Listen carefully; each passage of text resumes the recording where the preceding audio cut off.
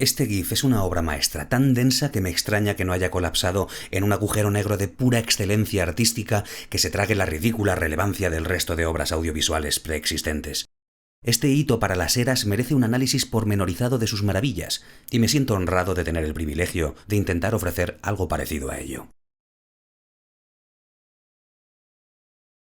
Lo primero que el autor nos muestra es a un hombre. Se le ve seguro, cómodo, más aún, con algún tipo de responsabilidad o poder, porque lleva en sus manos algo así como una cuerda. Las cuerdas sirven para atar cosas y tirar de cosas. Las cuerdas, en definitiva, son instrumentos de control. El tipo no es un mero observador, no solo pasaba por allí, es un tipo que tiene un propósito y tiene confianza en conseguirlo. Esto empapa su lenguaje corporal, que lo lleva a apoyar su pie distendidamente, de forma casi inadvertida, en la barrera. Como el que pone los pies sobre la mesita del salón, su actitud marca cierto grado de conciencia, o su posición, de cierto derecho de propiedad sobre el lugar. En el momento preciso, justo cuando el movimiento del hombre se completa, ni un fotograma antes ni después, súbitamente, el hombre, el centro de atención del cuadro, la propiedad, relevancia y confianza encarnada en GIF, desaparece de la vista. Y de hecho, desaparece de la narración, porque cuando volvamos a ver al tipo, ya no será el mismo. Nuestro cerebro tarda un poco en darse cuenta de que ha sido estampado por un portón que ha abierto de golpe nada menos que un toro.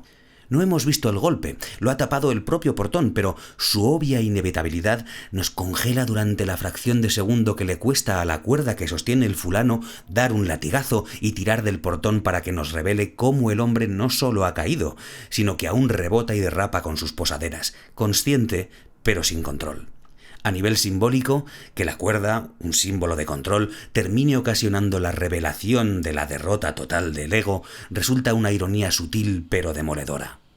Finalmente, un hombre que lo ha observado todo entra en cuadro lentamente, aún decidiendo si ayudar o carcajearse a mandíbula batiente, mientras el toro, completamente ajeno a lo sucedido, retrocede como el que ha entrado confiadamente en la habitación equivocada y sale reculando lentamente, como si permanecer más tiempo expuesto al ridículo, de una forma mágica, lo redujese. Ya desde el comienzo el encuadre está presentado en profundidad, para poder contar no solo individuos y acciones, sino también relaciones. En primer término, un hombre sentado sobre la valla. Su identidad particular no es relevante, solo su posición respecto al protagonista. El de la valla está protegido mientras el protagonista está literalmente en el ruedo. El de la valla además está mirando al protagonista, señalándonos el elemento relevante. El último término, vacío, deja clara la escala del entorno, su realidad, el mundo que el protagonista parece creer dominar. Todo esto está establecido en meros fotogramas, lo que tarda el encuadre en asentar su genialidad. Lo que sucede, la transición de una realidad reconocida a un dolor reconocido, sobre todo tratándose de un toro, hubiera sido explosivo y gracioso desde casi cualquier ángulo, pero este en particular nos oculta el mismísimo punchline y, obligándonos a reconstruirlo en una fracción de segundo en nuestras cabezas, provoca que lo percibamos en dos tiempos. Es como un jab cross que nos implica, nos hace partícipes, porque, aunque sea un problema trivial, lo hemos resuelto nosotros. Y a todos nos gusta sentirnos partícipes y listos. Pese a ser puro slapstick, la mínima abstracción necesaria para entenderlo no lo enfría, sino que lo depura. Este ángulo de cámara tiene la virtud, además, de mostrarnos al hombre básicamente de frente, para que la actitud, que es el suelo fundamental de cualquier chiste, se comunique más claramente, mientras la jeta del sujeto ofrece la totalidad de un carrillo al épico bofetón metálico que el toro le tiene preparado. El último término, perfectamente alineado con la diagonal descendente y por tanto pesimista, trazada por el resto de elementos del encuadre, finalmente rompe su tensión activando su utilidad, como el arma de Chekhov, al ser habitado por un tercer hombre que participa de, resuena con y amplifica nuestra propia reacción, espanto y fascinación. Como observadores, no estamos solos, y esto facilita la relajación y final sublimación de la tensión en risa. El encuadre es aprovechado en su totalidad, consiguiendo con una precisa coreografía interna una eficiencia que para sí querrían muchos otros planos secuencia. Todos los vídeos de este género, de esta familia, comparten en su ADN la revelación base, o más bien el recordatorio, de que las putadas ocurren y de que cuando ocurran no te las vas a esperar. y que precisamente por eso ocurren, claro. Esa es la dirección temática general, nuestra ilusión de control. El protagonista cree que sabe lo que hace, y probablemente no está equivocado. Puede que lo haya hecho muchas veces antes, puede que lo haya tenido todo bajo control, siempre. Puede que ni siquiera peque de autocomplacencia, que ni siquiera merezca el portonazo.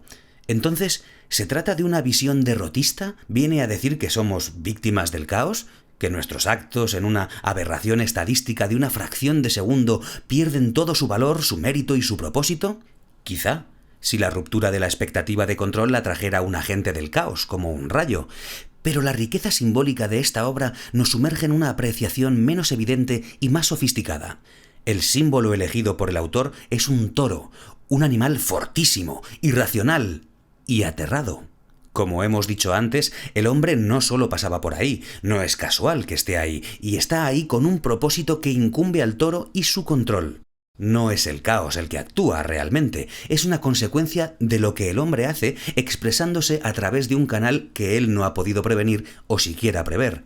Y no una consecuencia meramente mecánica tampoco, sino una consecuencia sobre un objeto que también es agente, un animal. Un mamífero altamente complejo, de hecho, capaz de sufrir y de disfrutar. Pero no es un cuento sobre la confrontación tampoco. La relación previa entre ambos aspectos, hombre y toro, es asimétrica no solo en el poder, sino también en consciencia de la realidad.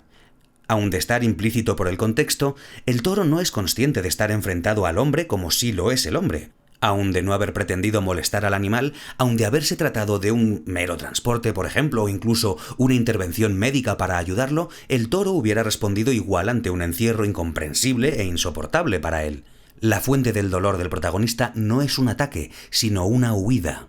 Pero esta obra juega aún más profundo, haciendo que la violencia del toro sobre el hombre no se efectúe de forma directa. No hay voluntad específica del toro de dañar al hombre.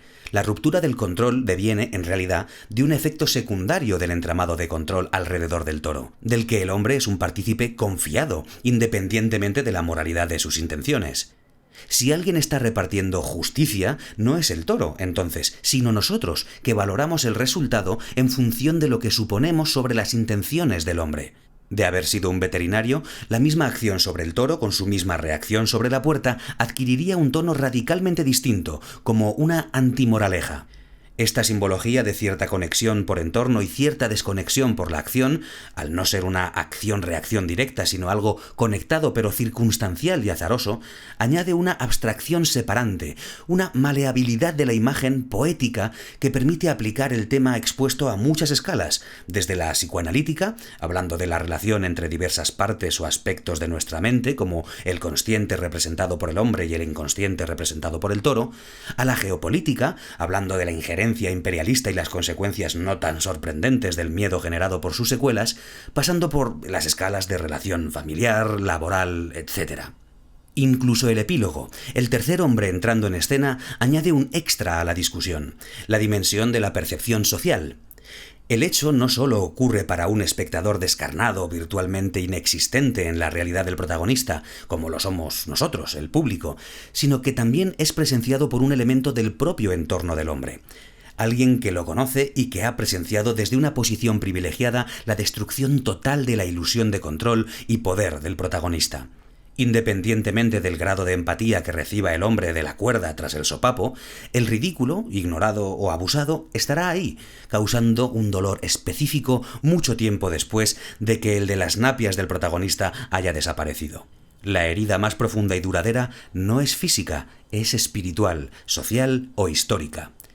¿Cómo deformará el resentimiento de su ego la respuesta que dará el protagonista a su historia? ¿Qué sentido le dará? ¿Y qué sentido le habría podido dar de haber sido una experiencia privada?